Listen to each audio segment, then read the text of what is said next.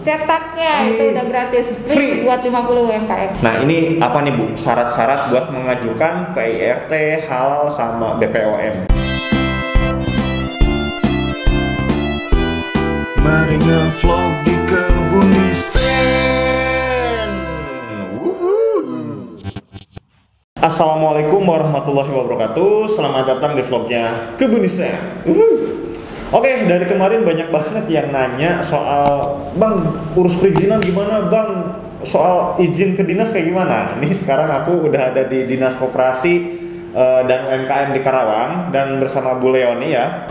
Kita akan membahas terkait dengan perizinan. Perizinan itu akan seperti apa sih? Nah, kan teman-teman udah pada penasaran, biar nggak panjang lebar. Kita kenalan dulu sama Bu Leoni itu di bagian apa di dinasnya, biar kita bisa paham nih. Nama lengkap saya Leoni Wisnuwardani, Kang. Saya di Dinas Koperasi di bidang pemberdayaan usaha mikro, seksi pengembangan, penguatan, dan perlindungan usaha mikro. Oke, pengembangan, penguatan tuh ya, bagiannya Bu Leni berarti bagian UMKM-nya Bu ya? Betul, ya. Nah, ini ada banyak pertanyaan nih Bu, udah kita rangkum karena ini pertanyaan-pertanyaan dari teman-teman juga. Sebetulnya UMKM itu perlu nggak sih Bu sebuah izin buat para pelaku usaha UMKM gitu? Sangat perlu pastinya ya. Jadi setiap saat ini sosialisasi mengenai perizinan bagi UMKM memang belum tersosialisasikan secara meluas, khususnya di Kabupaten Karawang. UMKM minimal perizinan yang harus dimiliki adalah nomor induk berusaha dan izin usaha mikro.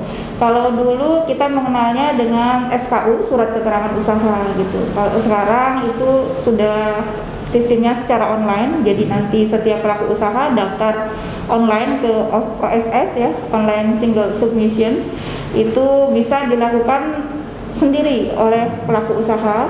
Cukup dengan masuk ke websitenya OSS, menyediakan KTP, NPWP gitu, serta alamat emailnya, nanti bisa langsung daftar di sana.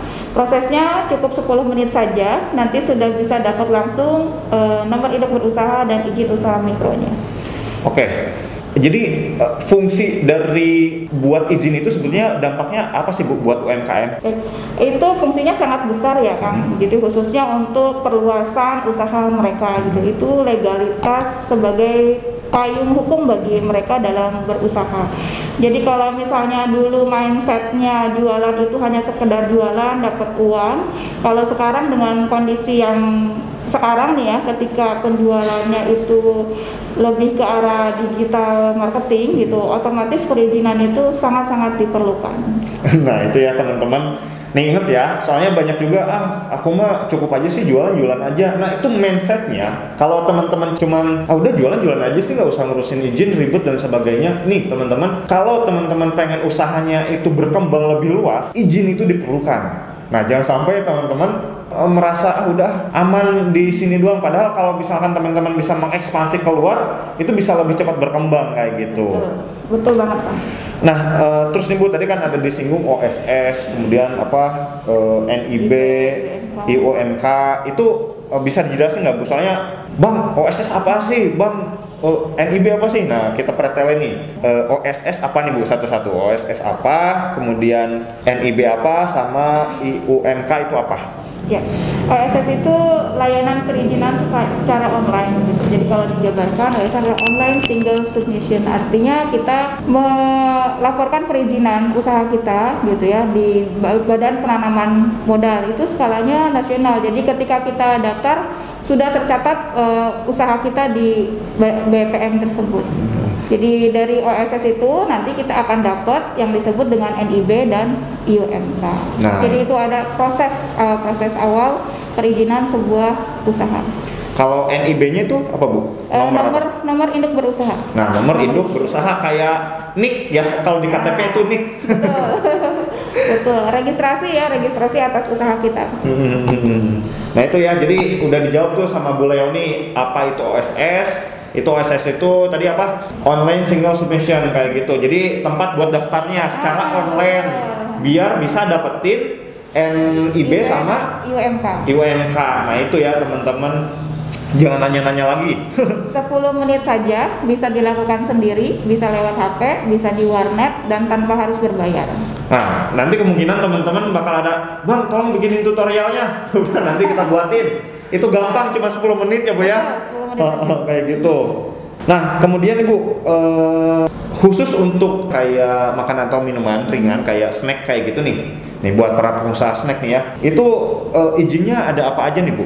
Jadi untuk pelaku usaha, untuk legalitas berikutnya setelah NIB dan UMK, kita juga dalam rangka pemuatan ya, ini kan pemuatan bagi pelaku usaha mikro, ada fasilitasi PIRT. PIRT adalah pangan industri rumah tangga. Jadi di situ ada makanan dan ada minuman. Tuh. PIRT ini bentuk legalitas yang dikeluarkan oleh Dinas Kesehatan sebagai salah satu bentuk pernyataan bahwa makanan dan minuman yang diproduksi oleh industri rumah tangga tersebut memenuhi syarat kesehatan dan layak dikonsumsi oleh masyarakat. Oke, itu ke makanan ya Bu ya? Makanan dan minuman. Pak. Makanan dan minuman untuk PRT ya? Untuk halalnya gimana Bu? Untuk halal sama Pak. Sama. Makanan dan minuman. Itu udah, apakah suatu hal yang wajib atau enggak Bu itu teh? PRT sama apa? Halal. Untuk makanan dan minuman. Kalau untuk makanan basah gitu ya, untuk makanan basah di peraturan yang terbaru itu tidak diwajibkan untuk membuat PIRT, perizinan PIRT. Karena kan makanan basah itu daya tahannya kurang dari 7 hari, artinya 1 hari aja dia kondisinya sudah basi, jadi sudah tidak layak konsumsi. Jadi itu tidak diwajibkan untuk membuat PIRT. Berbeda dengan makanan kering. Kalau makanan kering itu ketika dia ingin penjualannya lebih luas lagi, gitu. Kita berbicara bukan marketingnya dari warung ke warung atau misalnya dari konsumen ke konsumen, tapi kita berbicara penjualan secara global, gitu. Jadi tidak hanya untuk lokal. Selama ini misalnya dijual di lingkungan RT atau desa dan sebagainya, tapi kita ingin marketing secara luas, kalau bisa di luar Kabupaten Karawang. Maka perizinan PIRT dan halal ini menjadi suatu hal yang katakanlah wajib gitu ya, wajib bagi pelaku usaha mikro ketika akan memasarkan produknya. Nah itu ya teman-teman. Jadi tuh tadi sekali lagi izin itu bisa berdampak untuk meluaskan usaha teman-teman. Jadi nggak mungkin misalkan teman-teman punya kayak makanan kering kayak keripik pisang nih, dibuat di Karawang, dikeringin sama teman-teman, terus pengen ke supermarket kayak ke mall, itu udah nggak bakal bisa kalau nggak ada PIRT ya Bu ya. Legalitas yang utama yang harus ada dan akan dipertanyakan oleh pihak yang akan kita pasok gitu produknya. Itu ngurus izinnya ke sini ya Bu ya, ke dinas ya? Bisa. Jadi untuk semua pelaku usaha mikro khususnya Kabupaten Karawang, jika ingin mendapat fasilitasi perizinan untuk PIRT dan halal, bisa datang ke Dinas Koperasi dan UKM Kabupaten Karawang ke bidang pemberdayaan usaha mikro. Nanti akan kami bantu proses fasilitasinya. Kalau untuk halal itu kemana Bu? Sama Pak, sama. Bisa kesini juga? Bisa dibantuin? Bisa dibantu. Oke, nah itu ya teman-teman ya. Nggak usah pusing-pusing lagi sekarang, langsung datang ke ke Dinas Koperasi dan UMKM di Karawang. Khusus buat warga Karawang tentunya.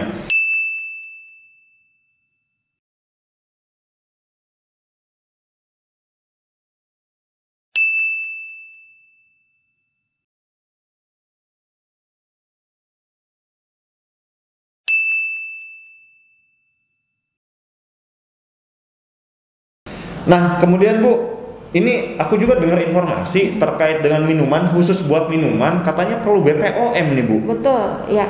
Jadi kalau kita kan ada kewenangan khusus ya Pak, kewenangan untuk PIRT dari Dinas Kesehatan terbatas untuk makanan kering saja.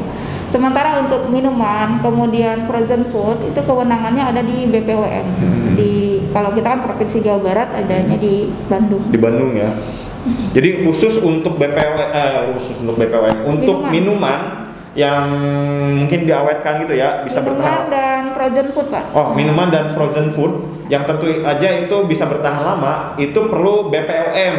Dan BPOM itu tidak diberikan kewenangannya kepada dinas-dinas yang ada di kota. Tapi dikasih ke BPOM provinsi. Nah, buat Jawa Barat itu khususnya ada di Bandung. Nah, teman-teman kalau yang bisnis usahanya khusus warga Karawang itu minuman yang cukup awet, misalkan sebulan, 2 bulan kayak gitu ya, itu langsung datang ke BPOM di Jawa Barat di Bandung kayak gitu ya buat ngurusin BPOM-nya. Kalau PIRT-nya bisa ke dinas Ke kesini. dinas koperasi kita bantu. Oke. Tapi ini kan catatan juga buat yang masih belum paham gitu ya untuk BPOM, bisa nanti kita bantu di sini karena itu untuk BPOM juga registrasinya online. Oh gitu. Jadi nggak usah datang jauh-jauh ke Bandung. Kondisi kayak gini kan dibantu pendaftarannya secara online. Nah itu teman-teman, jadi nggak usah ngeluarin ongkos buat ke Bandung tuh, nggak usah ngeluarin bensin, cukup bisa daftar online dan teman-teman yang ada di dinas, pihak dinas koperasi yang ada di Karawang juga bisa bantu buat daftar online-nya. Tinggal datang aja ke sini kayak gitu teman-teman. Nah terus nih Bu, aku kan tadi belum nanya-nanya terkait dengan syarat-syaratnya apa nih untuk PIRT, halal sama BPOM gitu ya. Oke. Nah ini apa nih Bu syarat-syarat buat mengajukan PIRT, halal sama BPOM? Iya, baik wargi Karawang khususnya pelaku usaha mikro. Jadi jika Bapak dan Ibu berminat untuk mendapatkan fasilitasi PIRT dan halal dari Dinas Koperasi dan UKM Kabupaten Karawang, nanti tinggal datang saja ke bidang pemberdayaan usaha mikro dengan membawa fotokopi KTP, fotokopi NPWP, fotokopi NIB dan UMK, kemudian pas foto 4x6 2 lembar, foto produk, sampel produk, dan yang terakhir alur produksi dari tempat usaha Bapak dan Ibu. Oke, ada 7 nih teman-teman. Ada 7 ya. Nanti aku kasih kayak kata teksnya lah ya buat teman-teman. Nanti aku kasih teksnya.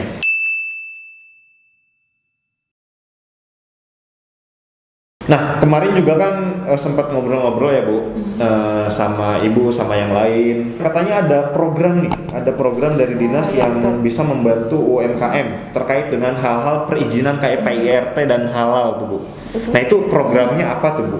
Iya, untuk tahun ini kami akan memfasilitasi 100 UMKM untuk proses fasilitasi PIRT dan 100 UMKM untuk proses fasilitasi halal gitu.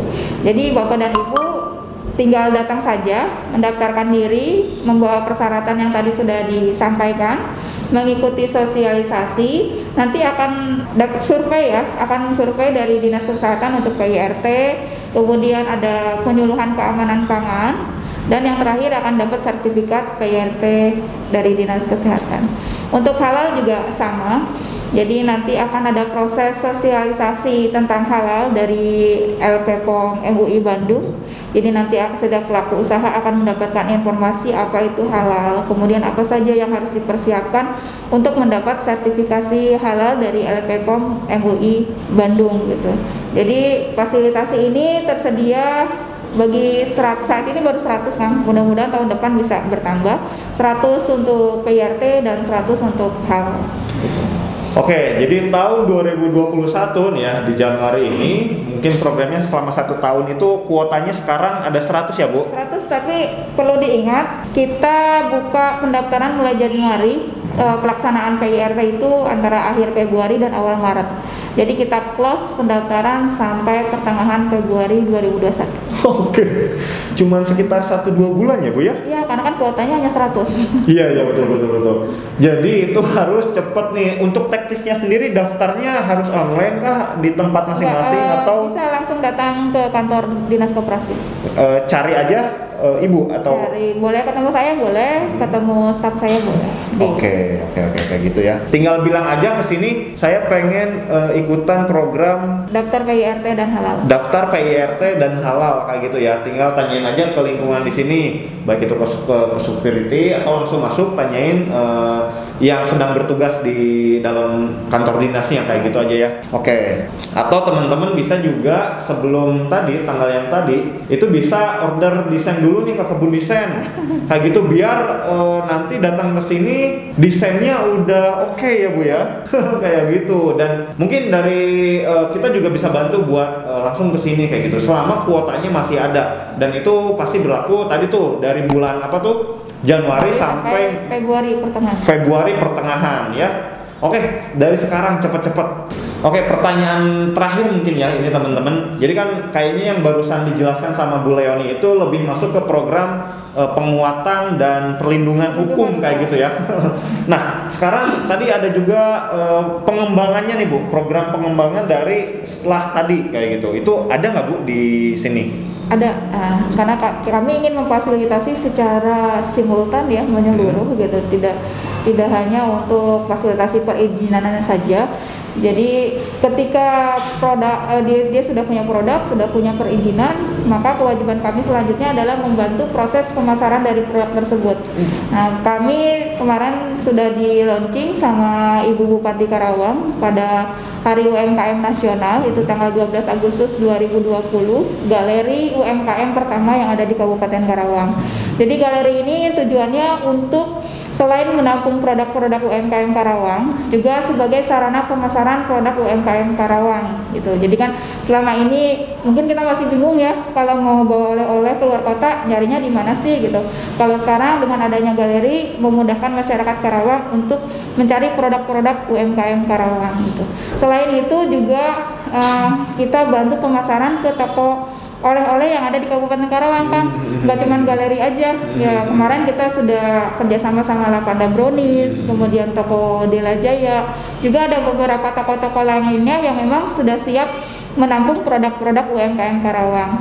Insya Allah ke depan kami juga akan membuka wacana untuk bekerja sama dengan retail-retail yang selama ini kita sudah kenal banyak di pelosok-pelosok daerah, seperti kalau boleh menyebutkan nama kayak Alfamart, Indomaret gitu.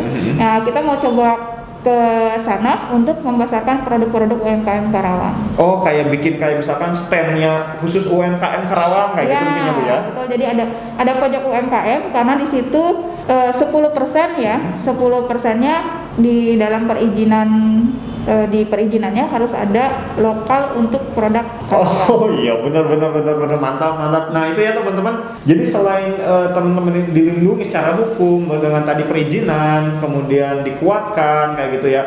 Nah yang terakhir ada pengembangan, yaitu dengan cara dibantu secara pemasarannya, marketingnya kayak gitu. Tadi ada galeri di sini ya Bu ya. Nanti aku tunjukin deh kayak gitu cuplikan-cuplikannya. Kemudian juga dibantu kerjasama dengan toko-toko oleh-oleh juga yang ada di Karawang teman-teman kayak gitu. Dan di daerah-daerah kayak industri besar yang mungkin sudah menjamur di berbagai daerah Karawang kayak gitu ya. Kayak gitu. Sama satu lagi sedang dalam proses untuk pasarkarawang.go.id. Itu untuk online-nya, marketing secara online-nya. Oh, pasarkarawang.go.id. Itu lagi dipersiapkan ya Bu? Lagi dipersiapkan untuk marketing online. Oke, mantap buat online-nya. Bisa belanja online berarti ya? Bisa. Oke, memang harus ke arah digitalisasi sekarang itu teman-teman. Jangan sampai, makanya di situ ketika ada arahnya itu digitalisasi, visual, desain grafis itu sangat penting buat teman-teman. Oke. Ya, tambahan lagi tadi kan disampaikan tentang visual kemasan ya. Kemasan. Kita juga tahun 2021 ini ada fasilitasi 50 kemasan bagi pelaku UKM. Jadi satu UKM itu dapat 500 pieces kemasan branding. Cetaknya Bu? Cetaknya itu udah gratis, free buat 50 UMKM. Mantap. Oke, nah itu ya teman-teman. Jadi dikasih juga tuh difasilitasi buat 50 orang pendaftar pertama. Itu kapan Bu? Kita sama mulainya dari akhir Januari ini ya. Akhir Januari ya? Penjaringannya ya. Kira-kira sampai kapan tuh Bu? Untuk menjaring 50 orang ini sampai akhir Februari? Akhir Februari 1 bulan aja. Cuma baru 50 ya Pak? Iya. Ya, mudah-mudahan di tahun berikutnya kuota bisa nambah ya, anggaran bisa lebih besar lagi kayak gitu buat membantu pelaku usaha kecil menengah yang ada di Karawang. Betul. Oke, terima kasih nih Bu Leoni sudah ngobrol dengan Kebun Desain. Informasinya tentu aja bisa sangat berguna buat teman-teman yang nonton sekarang. Ya, Oke, teman-teman jangan lupa juga kalau dirasa suka dengan video ini di like, di komen dan di subscribe. Tentunya juga di share karena ini semuanya informasi yang sangat penting. Baik, terima kasih. Sampai jumpa di vlog Kebun Desain selanjutnya. Bye bye.